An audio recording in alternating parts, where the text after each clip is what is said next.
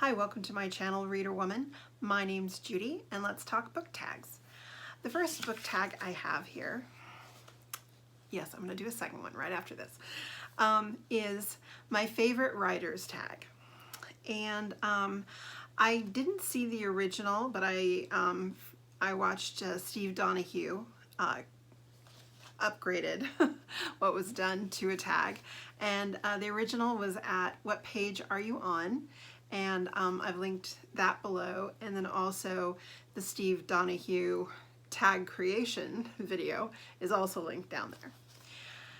So the question is, it starts off with number 1, your 6 authors who are not quite.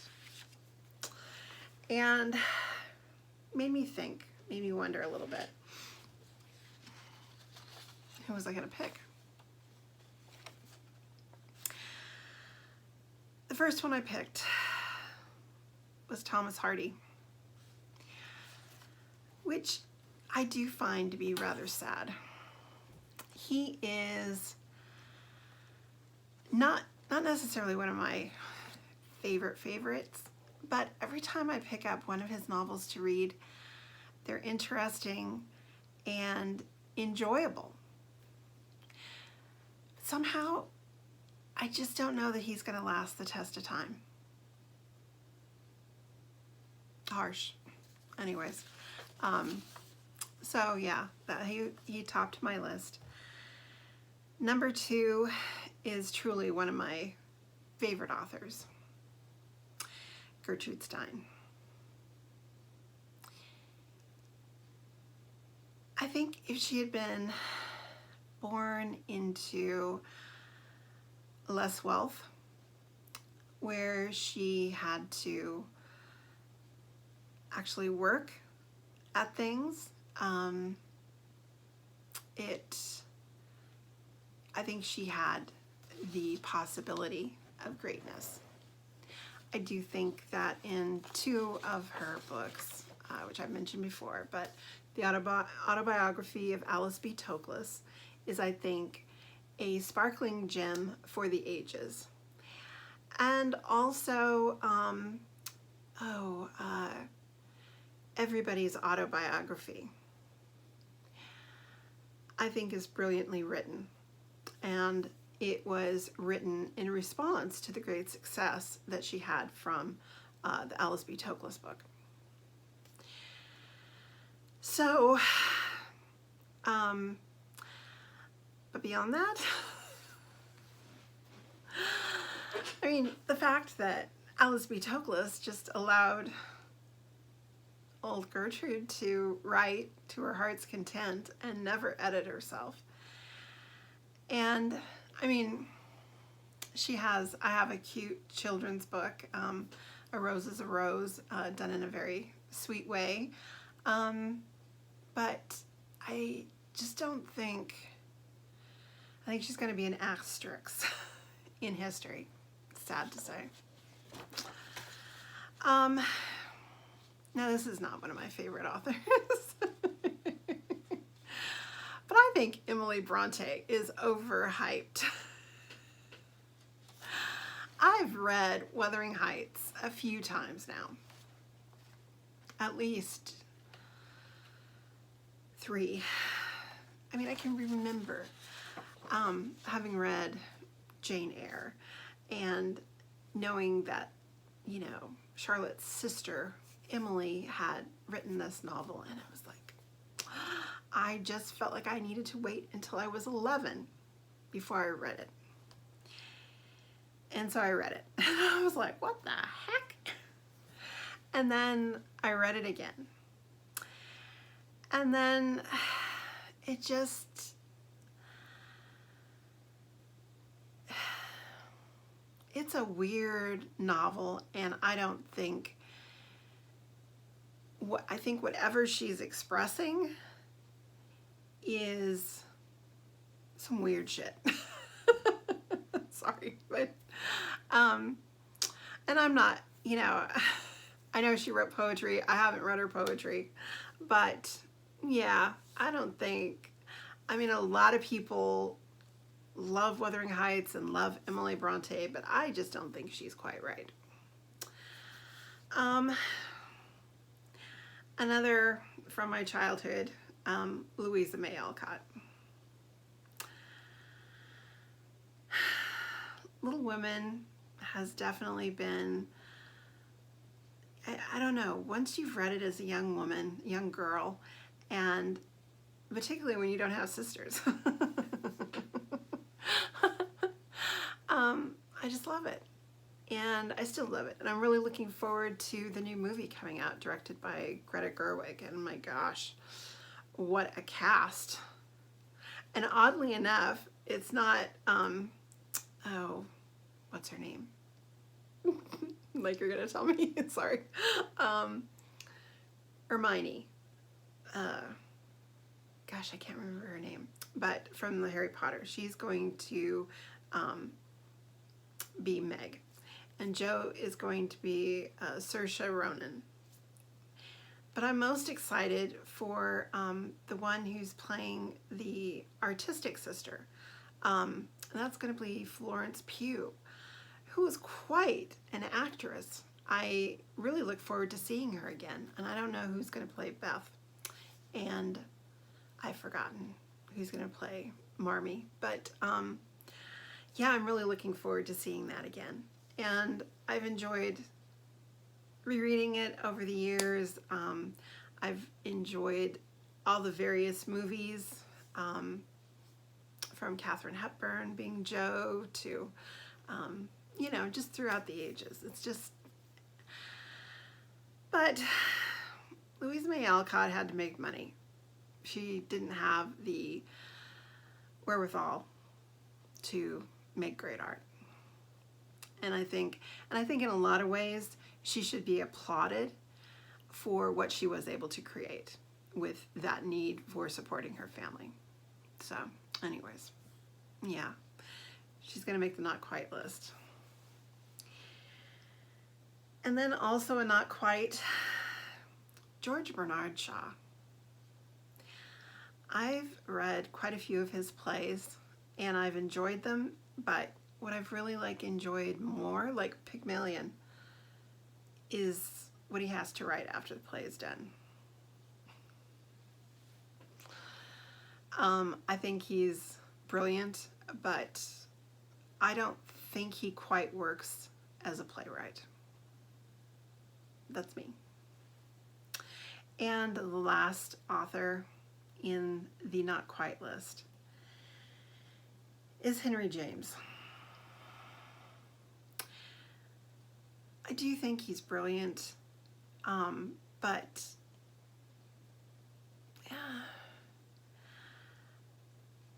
I think he's so challenging and so persnickety, and you really have to work hard to read his novels because of his extraordinarily long sentence structure. That, yeah, I think that he's not quite.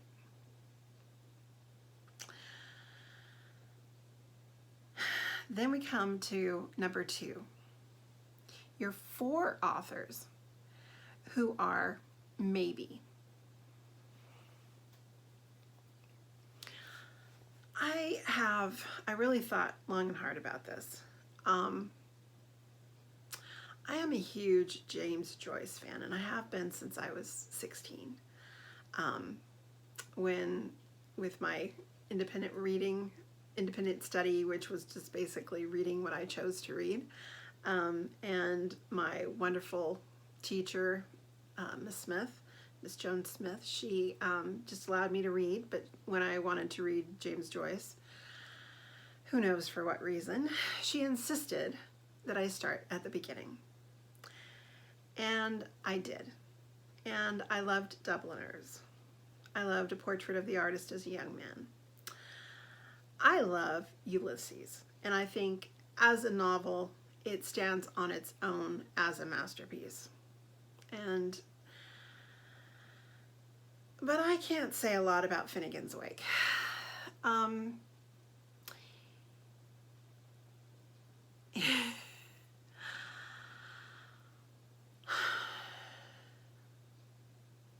I think he will make it.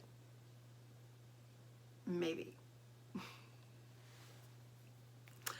And if I put him on this list, then I also had to put Virginia Woolf. I think she'll make it. But for me, I have never forgiven her. And I've read her, and yes, it is one of the things on my to-do list is to read all of her novels. For whatever reason, I've read her diaries, but not her novels. I mean, what's up with that? Except I couldn't finish the last one. The depression was just seeping through the pages, and the horror of suicide. So, but yeah, I read the first, I don't know, 3 or 4 of them, and I found them fascinating on many levels. On many levels. I just really, I appreciate her. Mrs. Dalloway, and I know I've read a few more, but I haven't been able to find them, but brilliant, brilliant. So I think maybe she will make it.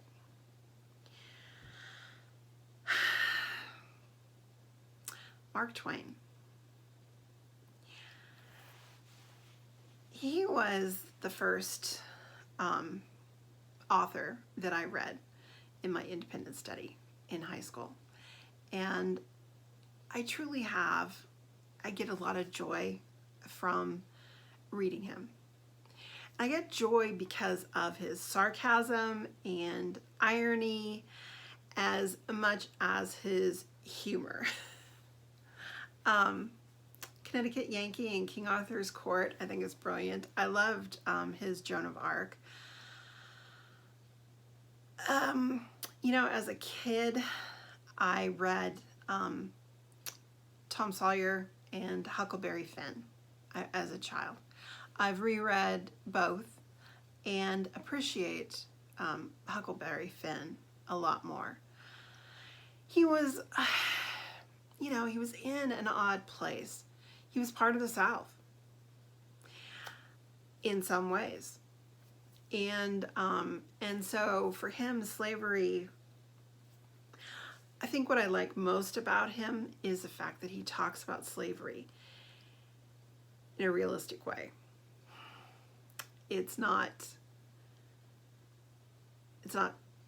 well, it is vilified, but he talk, you know, you can see the price that's paid by Jim. And, but you also see the price that's paid with ignorance and brutality with being poor also. It's not the stinging indictment that Uncle Tom's Cabin is, but he definitely looks for slavery being a part of his life and a part of time that he lived through in a part of the world where abolitionists weren't on every street corner. I think he writes surprisingly deeply about the subject. So I think maybe he is going to make it into the canon. And then I was thinking about my 4th author. And I do hope, I really hope that Harold Bloom and his critical writings have longevity and are not just seen as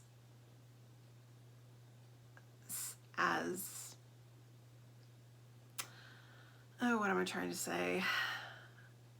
It's not just not misappropriated, but just seen as whitening. That's what I'm trying to say, is the white man's version of literature and what's important historically. And I see where diversity could definitely bring him down. But I think it's so important to understand where we come from and the breadth that this man read early on. You know, wow. I never had any real help reading-wise in the sense of what would be good for me to read until I hit high school. You know, everybody was like, oh, read whatever you want to read. So, you know, I read a ton of junk as well as, you know, some good pieces. But I mean, he was reading classics at a very young age and retaining them, which isn't something I have. So anyways, I've so appreciated, and I do collect his tomes as he produces them, and I really hope that Harold Bloom will last the test of time. Okay. Favorite authors that, I guess, 5 favorite authors that I think have made it. Made it, I assume, into, you know, historically they will still be viable 200-300 years down the road. I truly believe Jane Austen. I think that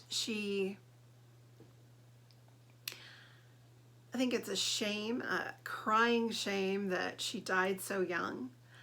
However, what we have, I think, is enough to put her in that ivory tower and make sure that her works are taught, you know, for forever. The other one is, you know, a no-brainer. William Shakespeare.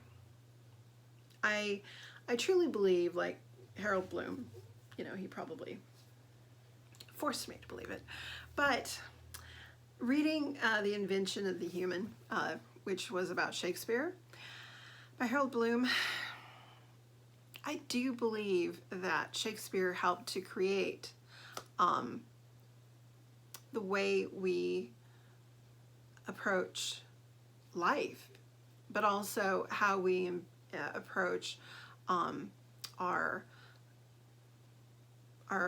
literature, our words. Yeah, I'm not quite kidding with it, but anyways, there's no doubt in my mind he'll be around forever. I also think, and I know this will be controversial, Charlotte Bronte. And no, I have not read Villette, just on the basis of Jane Eyre. And the fact that I've reread Jane Eyre a few times now, and it doesn't get old. There's something new about it every single time. And I guess that's also why I feel Jane Austen. Reading it every single time, there's something new. There's so much going on that I believe, you know, both of those women will be there for the long term. Perhaps as women's lit, I don't know. But I know when I was in college, you know, we read Emma and dissected that. You know, I think that Austen will be taught long term, as well as Bronte. But I never actually took a class that took on Jane Eyre. But I don't believe her works are going to fade away into dust. So, and then I picked perhaps 2 easy choices. But I think Tolstoy will be around forever. He's been around a long time. I think his grasp of history alongside human behavior and passions are unparalleled, as well as his knowledge of society and how things work within it. So, so I definitely think, you know, War and Peace. I've read, you know, Anna Karenina. I think is far superior to Flaubert's Madame Bovary, and I think, and I can't remember the name of the one I really like of his, but I think Tolstoy will be around forever, as well as Dostoevsky. I have a particular regard for Dostoevsky. In my angst-filled teenage years, he definitely met the need on so many levels. I mean, I think the first one I read was Crime and Punishment. No, I take it back. The first one I read was a short story by him. It was in some humor literature class. It was so wonderful. And we got his short story, The Nose. And somebody found their nose walking around town without them. It was absurd. A great short story. And then all of his novels. And I loved Crime and Punishment. But then I remember reading The Adolescent and being shocked that somebody who was 30 was still considered an adolescent.